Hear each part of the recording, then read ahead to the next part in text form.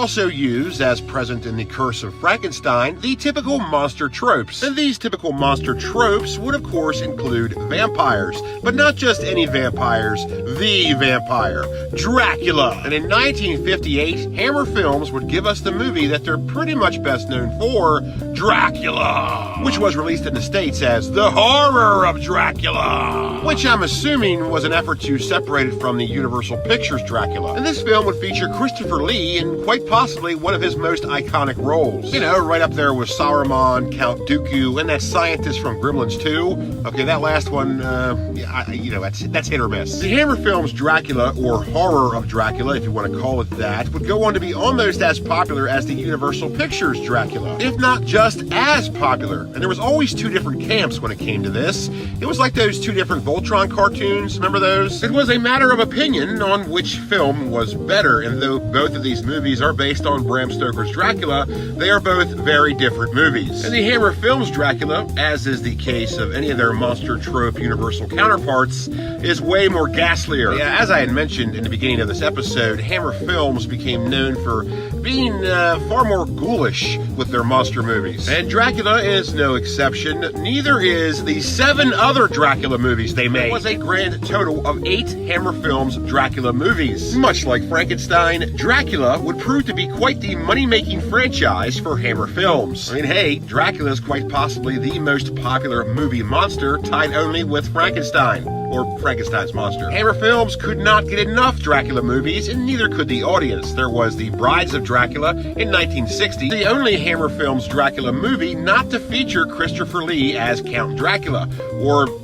really even feature Count Dracula at all. Because like I said, he's not in this movie, but he is part of the story. Then Christopher Lee would come back in 1966 for Dracula, Prince of Darkness. And in 1968, Dracula's at it again with Dracula Has Risen from the Grave. And there's an important side note here, or at least a vaguely interesting one, that in Australia, the first couple of Dracula Hammer movies were banned. And this movie was the first one to pass censors and was released in Australia. Hammer Films had quite a reputation. Most of their movies were released with X ratings in the UK, and some countries didn't even allow them at all. But anyways, if at this point you're starting to get a little sick of Hammer Films Dracula movies, well, it should be known that Christopher Lee was as well. And it certainly didn't help that in 1970, Hammer thought it was a good idea to release not one, but 2 other Dracula movies. There was Taste the Blood of Dracula. Oh God, that's a pretty gross title, especially for 1970.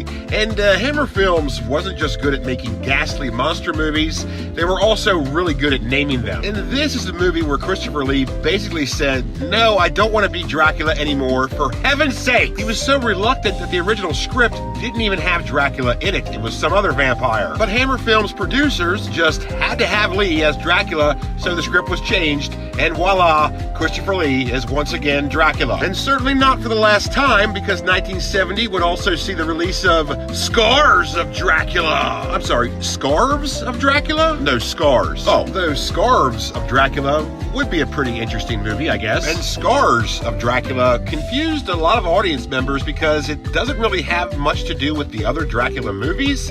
Like there's no continuity really there. And it was described as dull and garish, gory junk. Now to me, I don't know how you could be both dull and garish, but it is what it is. And by this time, Christopher Lee was pretty fed up with being Dracula. But that didn't really matter because Hammer Films didn't seem to really give a shit. And we got Dracula, AD 1972, which was released in 1972. Its working title, and I'm not sure if it was intended to be called this, was Dracula Today, which sounds like a talk show. Good morning, Transylvania, most of Romania, some of Hungary, and some of the UK. It's Dracula Today. And here's your host, talking about what matters most, Count Dracula.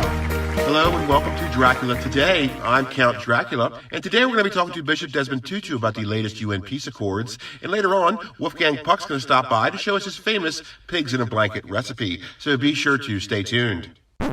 Man, I'm glad they didn't go with that title, but it really wouldn't have mattered because there's not much helping this movie. This is revered as the worst Hammer Films Dracula movie, and Christopher Lee absolutely despised it. Well, there's a lot to despise here because this movie is pretty awful. It was universally panned as being a pile of dog shit, and what didn't help is the fact that it was marketed as sort of a horror comedy. It's not a horror comedy. It was supposed to be a serious horror movie and, revered as a Dracula movie and supposed to be serious and scary and ooh. But all the while, it had taglines like past, present, or future.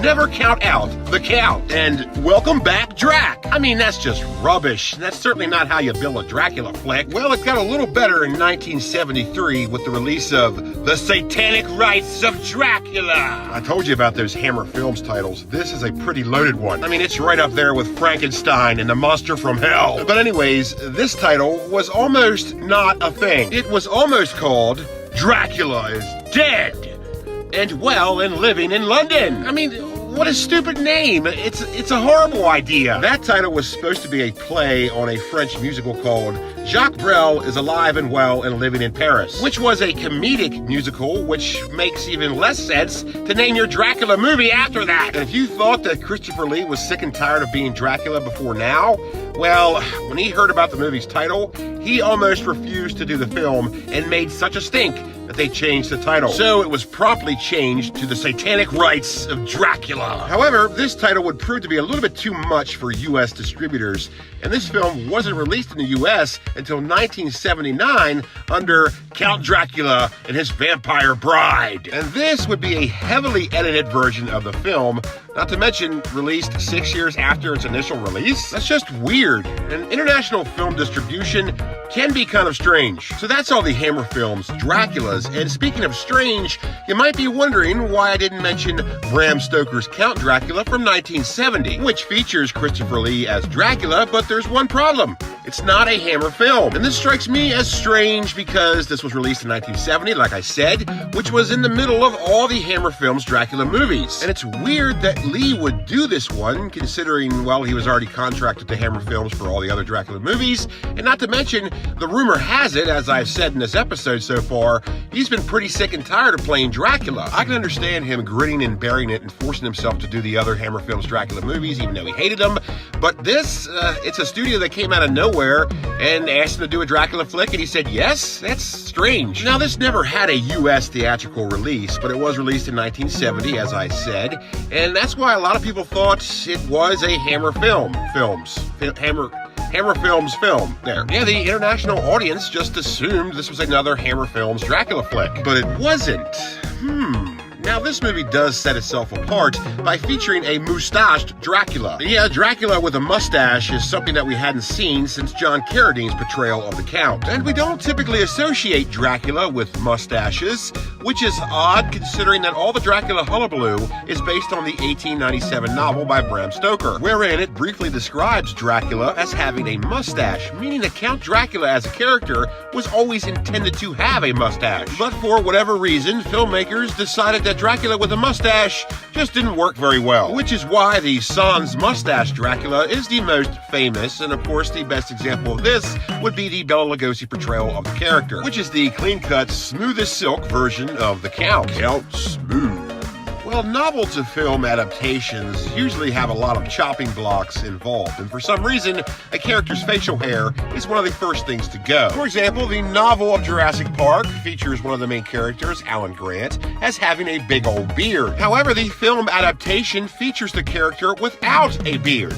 I mean, what gives here? They didn't think the world was ready for Sam Neill with a beard? I was. But anyways, on its face, all puns intended, the concept of Dracula with a mustache is just a little odd. We just aren't used to Count Dracula with a mustache. Certainly not the highway cop one Christopher Lee has in this movie. Do you have any idea how fast you were going? Well, all highway cop mustaches aside, Bram Stoker's Count Dracula never got a U.S. theatrical release, but it did get a U.S. VHS release. 3 of them in fact. The first one being in 1984 by NTA Home Entertainment, who I had never heard of before and is probably yet another front for child trafficking. It would be released again in 1989 by Republic Pictures Home Video, who would release it again in 1994. And speaking of VHS distributions, let's get back to Hammer Films. Dracula is and always has been an immortal stud, and he would have life eternal on VHS as well. Though all of the Hammer Films Dracula movies were released on VHS, it wouldn't be as frequent or as early as you might think. There are exceptions to that, of course, like the Horror of Dracula was released multiple times,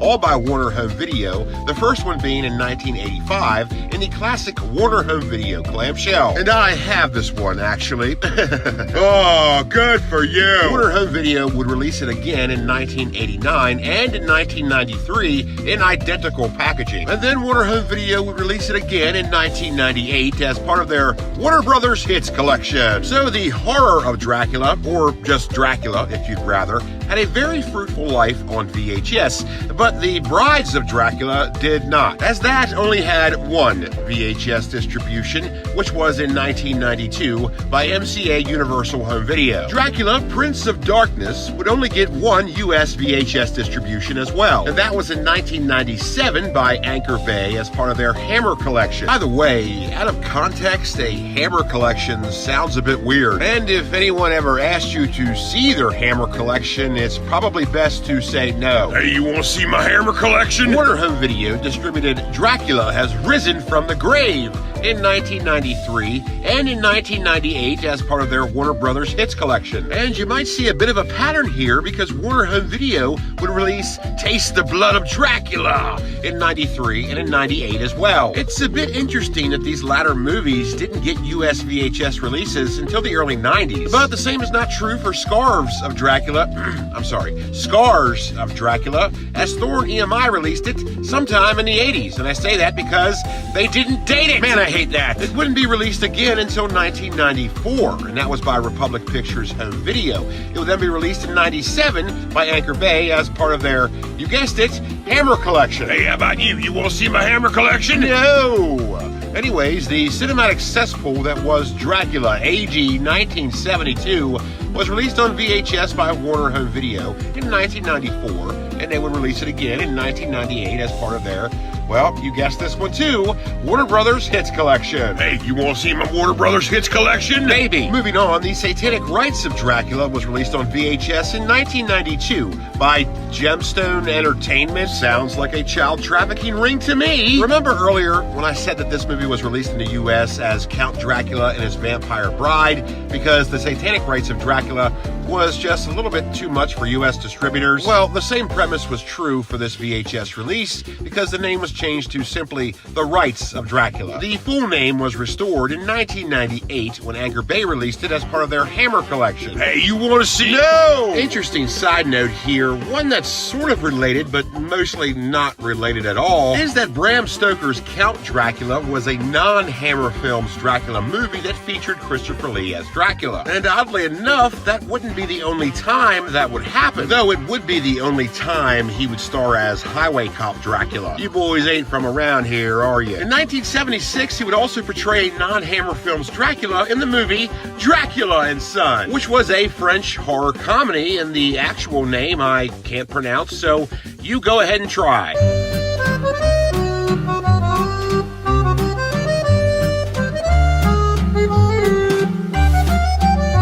Enough. This wasn't released in the States until 1979 in a horribly cut up and edited to all hell and terribly overdubbed version that everyone hated. And apparently the actual and original French version is pretty watchable, but we wouldn't know, would we? But on second thought, you could probably actually watch the original French version nowadays, so never mind. But back then, you couldn't. You had to rely on the theatrical release, or later on, the 1988 VHS release by Good Times Home Video. Now, this is a horror comedy about Dracula, which could work, but also could go horribly wrong rather quickly. As in the case for Dracula Dead and Loving It, which, considering it was a Mel Brooks movie that starred Leslie Nielsen should have been funnier. Yeah, that movie blows, but you know something? I am way off topic here. Now, Dracula is certainly the best known representative of the vampire, but certainly not the only film ambassador of that monster archetype. And this fact would not be lost on Hammer Films, as they made a variety of other vampire movies.